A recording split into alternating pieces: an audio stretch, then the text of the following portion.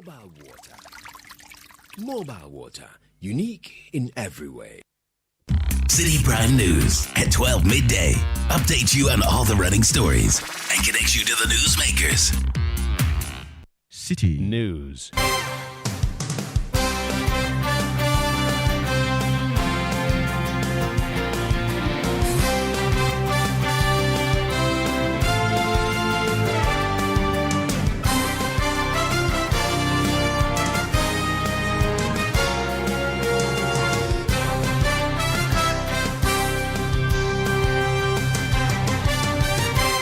It's midday. Hello, good afternoon, and welcome to the Citi Prime News. We're coming to you live from our studios at number 11, Dr. Martin Loop in Adabraka, Accra.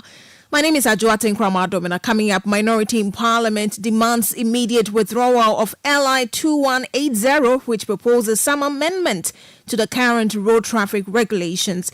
We'll hear from some Ghanaians who are unhappy about the proposed amendment. MPs that we voted for into parliament to make laws that would make life better for citizens on the road, and they are rather trying to make amends to an ally that will give them that advantage on the streets. Also coming up, Auditor General's report reviews alarming practices at Ghana school feeding program, including the overpayment of over 2 million Ghana cedis to some caterers and other persons. Still in the bulletin, Ghana Health Service scales up testing and surveillance after 2 more cases of dengue fever were detected in the eastern region, bringing the total number of affected persons to 11. And also, one can need to know that you don't need to self-medicate. It could be that it's dengue, so you need to go to a hospital and then lab tests be done. And later, we'll bring you a report of families of some missing persons calling for urgent help from state authorities in finding their relatives. Stay with us for details of these and more stories coming your way in the next 30 minutes. Remember, this bulletin is live around the globe on citinewsroom.com, on YouTube and on Facebook. You can find us on Citi 97.3 FM. Across the country, we are live on a number of affiliates in the Western region. This is Adrimpa 100.7 FM in Takwa Beach, 105.5 FM in Takra. This Sky Power 93.5 FM also in Takrady. In the Bono region, this is Green and 95.9 FM in Sunyang. In the Ashanti region, Focus 94.3 FM in Kumasi. Orange 107.9 FM also in Kumasi. In the Volta region, this is Revival 99.3 FM in Tajewu. VOV Radio 95.7 in Hohoi. In the northern region, you can find us on Radio Bimbala 91.9 FM. In the upper east region, this is Quality 88.7 FM in Garu. In Upper West, Tunsong 97.3 FM Edwa and Jurapa 96.1 FM. Please stay for details. Citi Prime News at 12 midday. Update you on all the running stories and connects you to the newsmakers. Grateful for your company this afternoon. Let's begin from Parliament, and the Minority Caucus has called on the Minister for Transport to, with immediate effect, withdraw the proposed amendment to the Road Traffic Regulations 2012 LI 2180, which among other provisions gives members of Parliament, Supreme Court judges, ministers and some other office holders permission to use sirens on the road and not be liable for exceeding speed limits. The new regulation has sparked public outcry, with many accusing legislators of attempting to abuse their office. Now, in a letter signed by leader of the caucus, the minority said they side with public sentiment and therefore called for the withdrawal of the LI. Let's bring you some excerpt of that statement. Before that, though, some members of the public have been reacting to this LI.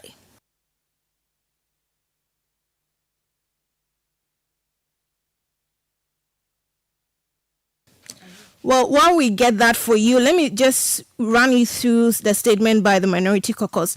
So the statement says the Minority Caucus has taken note of the public sentiment expressed in respect of the proposed amendment to the road traffic regulations, which were laid in Parliament by the Honourable Minister for Transport. Now, we understand that the broader purpose of the regulation was to bring the road traffic regulations up to speed on many matters relating to the registration and licensing of motor vehicles. I think we have that for you now. Look at the cars they ride and everything they go through. Because of VA, they don't even feel the potholes. And we give them accommodation and what have you. And yet you want them to feel what we feel on a daily basis. It will only further aggravate the situation and to give you more headache. MPs that we voted for into parliament to make laws that would, make life better for citizens on the road. And they are rather trying to make amend to an ally that will give them that advantage on the streets. Just imagine. The Article 71 office holders, how many are they? From the presidency, judiciary, and the parliamentary ministers, and all other names that they have included, how many are they compared to the general public, the 32 million people? So why must we enact a law that gives special duties or special privilege to these people again? There is a PPP happening that they are going to use the traffic system to catch road violations. So they are trying to get themselves out of a law they themselves passed. You hear some Ghanaians reacting to the proposed amendment to the road traffic regulation. I've been joined in studio by my colleague Hansen Ajiman, who just ran us through briefly the statement released by the Minority Caucus. Hansen, what does the statement say? So essentially, the Minority Caucus is saying that they've instructed all their members on the Subsidiary Legislation Committee to strongly oppose the LI at the committee level. They've also indicated that they've directed all their 137 NDC members of parliament to vote en bloc against the legislative instrument when it is brought to the floor. Now, according to the minority group, the legislative instrument is still being considered at the Subsidiary Legislation Committee and has not been brought to the floor of the House yet. And so, even though they understand the purpose for the LI, they agree to a large extent with the rationale behind the new introductions to the LI. They've also followed public sentiments and comments about the LI, and as a result, they've taken a decision to object to the LI that allows members of parliament and some key officials within government and within the other arms of government not only to use siren but also to be made free from being subjected to certain speed limits when they are on official duties. So that is the position that has been laid by the minority leader, Dr. Kesel Atoforsen. Well, we've heard some members of the majority rather commending or saying, defending the airline that has been put before Parliament. Does the minority statement address this concern? Well, so if you look at paragraph 2 of the statement, it reads, "We understand that the broader purpose of the regulation was to bring the road traffic regulations up to speed on any matters relating to the registration and licensing of motor vehicles. However, the legislative instrument also includes provisions granting certain public officials, including ministers of states and members of parliament, the privilege to use sirens on the road and not to be liable for exceeding speed limits. This aspect of the regulations has drawn huge public condemnation. The report of the Subsidiary Legislation Committee is yet to be brought to the floor for debate and discussion. However, given the sentiments expressed so far, members of the NDC Minority Caucus wish to make it abundantly clear that we stand with the Ghanaian public on this issue and wish to signal our opposition to the amendment without any reservation." Thank you so much. You heard my colleague Hansen Ajima bringing us some details of a statement released by the Minority Caucus calling on the Minister of Transport to, with immediate effect, withdraw the proposed amendment to the Road Traffic Regulations 2012. Let's bring you some other stories now. Criminologists with the Kwame Nkrumah University of Science and Technology, Dr. Jones Opokuwari, says the recent trend of Ghanaians resorting to lynching suspected criminals instead of allowing the law to take its course can be attributed to the growing distrust in the country's existing security agencies.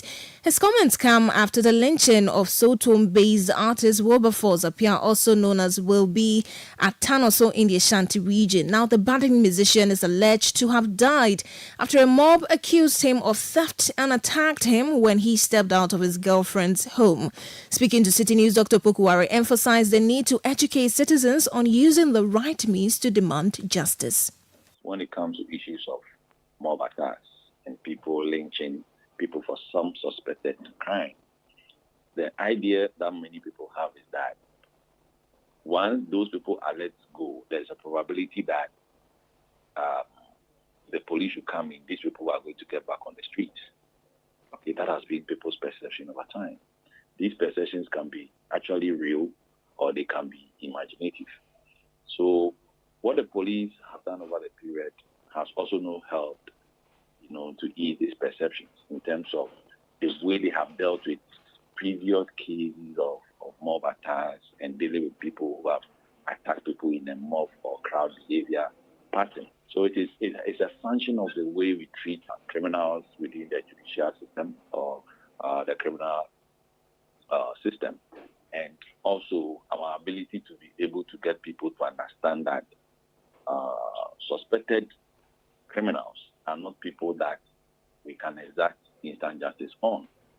So it is a function of the criminal justice system and also people's lack of, in terms of knowledge, needing to advise and laws that concerns handing over people to the security agencies and the law enforcement agencies. You heard the criminologist with the Kwame Nkrumah University of Science and Technology, Dr. Jones Opoku-Ware. Now, the University Teachers Association of Ghana, UTAG, is eagerly awaiting the court's decision regarding the online teaching support allowance for teachers at the University for Environment and Sustainable Development, UESD. Earlier this year, the National Labour Commission sued the Ministry of Education for not fulfilling an agreement to pay this allowance. Now, recently, the court directed both parties to resolve their issues and scheduled the next hearing for Thursday, July 18, 2024. In an interview with Citi News, UTAG National President Professor Mahmoud Akudugu expressed hope that the parties will reach a resolution soon, allowing the concerns of his teachers to be addressed promptly. We had adjourned the case to the 18th of this month with the hope that the parties will reach a resolution before the 18th. But as we talk, we've not had any indication that we could get the matters resolved before the 18th. Well, 18th is still some 2 days away. So, but that is the current. You see, let's not the difference. It's not government. Government has paid its part of the OTS. Now, there is a part that's supposed to be paid by the university. In the case of UUS, the university, is unable to pay. And the university has given, the government have seen the books of the university and they know that the university cannot pay. But at the end of the day, it comes back to government. Because the university is for the government. And so if the university genuinely cannot pay, then government steps in. So that's the case with UUS. So that is where we are. But we believe that with UUSD and with the solution that has now been proffered for the other universities, government should be able to clear that one and then now allow the university to take it from there. Well, regarding outstanding allowances for teachers and other campuses, Professor Akudugu mentioned that UTAG is engaging with university authorities to ensure the swift payment of these allowances. For other universities, there are arrears pending, but every university has been paid at least some number of months. It varies from 1 month to probably 5 or 6 months. Across the university. It's not a consistent. It's not the same number across. We're just encouraging the management of those universities to pay up to date. We are in talks with the VCG to let their members at least honor their part of the budget. Fortunately, there have been an introduction of a line item for that purpose. And so we expect that starting from next academic, because the approval was given after the beginning of the academic year. Some of them expressed concerns that once the students had already paid, it was difficult to go back and ask them to pay and all that. So we are working with them to how to resolve those issues, and we believe that from next academic year, there should not be issues with arrears and what have you. You heard UTAG National President Professor Mamudu Akudugu. Now, the Ghana Dental Association has begun an intense campaign to clamp down on fake dental facilities across the country. According to the association, the continuous patronage of these fake dentists poses a major health risk to individuals.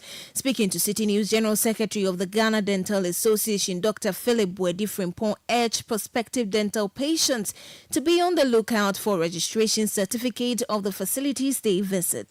Now we're setting up a committee in the association, and we call them the Watchdog Committee, and they are receiving complaints from people who encounter challenges. Per the law, we would have to, when you see something like that, you would want to get in touch with the regulatory authority, that is IFRA, to see if the place has been certified for such a dental practice. Then we want to know who is the practitioner in charge. Is the person someone who is mandated by the Medical and Dental Council to undergo these dental practices in that facility? If there's a problem with that, then we'll let the law take its due course. When you are visiting a facility that says they are giving a dental service, you should first of all look out for the HIFRA, HEFRA, the HIFRA certification. You should also request to know the doctor. Every doctor is supposed to display their name, their rank, and then their Medical and Dental Council number. And then also these areas where you know that you're not certified, especially for teeth whitening, and then for these cosmetic braces that we are getting now, we want to caution them that they should desist and then they should stop us. It's not right. Also, there are some people who do these what we call fake prosthesis. Denture. They do it in their hands, and then when they see you, they just slap it on. They are not dentists. So anybody you want to see your mouth should be a certified dentist, and that's what we want to tell the general public. He had the General Secretary of the Ghana Dental Association, Dr. Philip Bwedi. This is the Citi Prime News. When we return, we'll bring you a report of families of some missing persons calling for urgent help from state authorities in finding their relatives. Please stay for details. Citi Prime News at 12 midday. Update you on all the running stories and connects you to the newsmakers. The entries have been received and the marking has begun. Who makes it to the next round of the Literacy Challenge 2024? Randomly selected entries will be read on 97.3 Citi FM on Brunch in the City and the Traffic Avenue, and on Breakfast Daily on Channel 1 TV. Stay tuned to 97.3 Citi FM and Channel 1 TV to find out who makes it to Level 2 of the Literacy Challenge. Level 2 Aptitude Test. The top 50 contestants from across Ghana to make it to the next round shall take part in a written aptitude test on Saturday, 27th July 2024 at 12 p.m. at the Accra Digital Center. Grand finale. The top 10 contestants chosen from Level 2 shall compete for the grand prize of 10,000 Ghana cedis in a classic quiz competition on Saturday, 17th August 2024. The Literacy Challenge 2024 is powered by Citi FM, supported by Channel 1 TV, and is sponsored by Ghana National Gas Company, Alive Soap. Feel fresh, feel alive.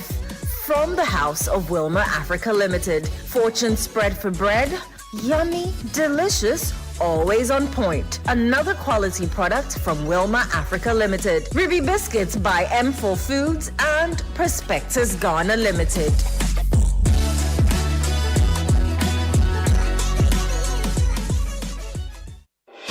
Channel 1 TV is live on DSTV, GoTV, and HD+. On DSTV, find us on Channel 363. On GoTV, we're on Channel 117. And on HD+, get us on Channel 108. On a digital TV, run a new search. But take note that without an antenna, you cannot access Channel 1 TV. Channel 1 TV can be accessed on any free-to-air digital box, like the DSTV and HD+ boxes. Channel 1 TV. Telling your story, empowering change. Citi Prime News at 12 midday. Update you on all the running stories and connects you to the newsmakers.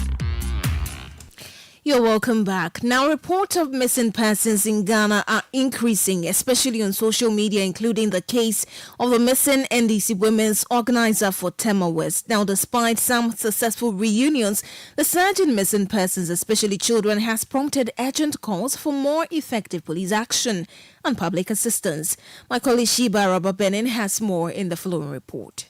The loss of a loved one, whether dead or alive, is a heart-wrenching situation that leaves many traumatized forever.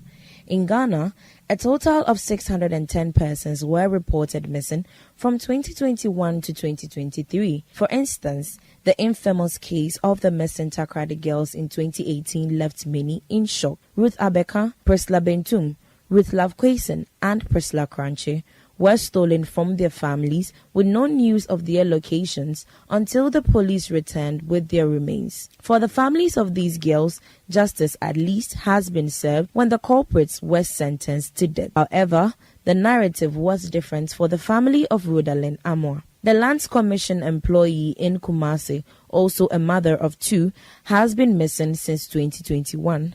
The court case, however, appears to be stagnant. Despite a recent cash bounty offered, the situation remains the same. I didn't think it was anything that should be near me, but here I am in the middle of events. In fact, I don't know what to do. These incidents seem to have been put to rest, but recently there have been many concerns raised by Ghanaians on social media about the sudden increase in the number of missing persons. The media is plastered with posters of missing persons, both adults and children, like 12-year-old Blessing Nkrumah, who vanished in December 2023, Nadine of UPSA, Norbert Asante, who went missing in Tamale on May 31, and Bright Ansah, last seen wearing a red shirt and jeans. Fortunately, Mabel Zilevu was found following an intense social media campaign, and the police also found Judith Encho. They have since been reunited with their families as of the time of this report. Many speculations on social media about the reason behind the increase in these cases have been addressed in our interaction with criminologist Jones Opoku-Ware. People won't even attribute it to the fact that maybe because we are going into an election, because a lot of times if you look at the missing persons, cases and the patterns that we observe, sometimes the year preceding election and also within the election years, you normally record these things much higher. So people are attributing it to probably maybe because an election year, people who need power may want to have, and believe in these kind of things, especially those sacrifices for power and for protection and all that. Among the many who are missing is the women's organizer for the National Democratic Congress in Tema West, Paulina Lamisi. She was reported missing from her home in Sotium, Accra on June 12, 2024. The family, however, has refrained from speaking due to some media publications linking her disappearance to ongoing marital issues and threats from unknown sources calling for her resignation. Also missing is 17-year-old Dede. Dede's disappearance 3 weeks ago has shattered her family's world. Her relative Alberta Morton recalls the last time she saw her voice breaking as she spoke. About 10:30, still they didn't buy it. Into your home, we some friend number no. Into my friend number, mommy be the fine and me so get be the number we friend me. At 10 p.m., Dede still hadn't arrived, so I called the number again. A woman answered and passed the phone to someone named Joanna. I asked Joanna where my daughter was, but she claimed they hadn't gone anywhere, so I threatened to report her to the police. Despite this, Dede didn't come home, and I eventually fell asleep. During the night, her sisters received these messages: "Help me, they are going to kill me," and "We will kill her." They were disturbed but couldn't inform me because of my medical condition. When I woke up in the morning, Dede was still missing.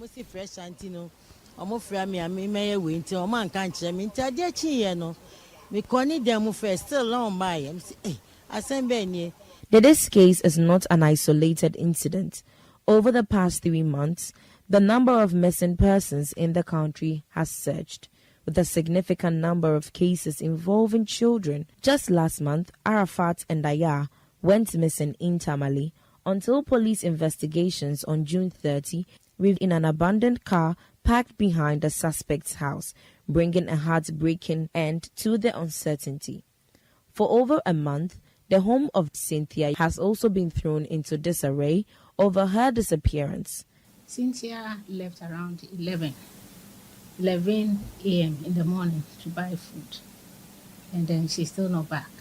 So we questioned them that then if you have someone working with you and that person leaves around 11 to go and then buy food, and then up till now the person is not in, we are not saying anything about it. So we quickly rushed to the Rasta police station, and then we made a report there. That's very Friday. So we're thinking probably she would come on Saturday. Saturday she didn't come.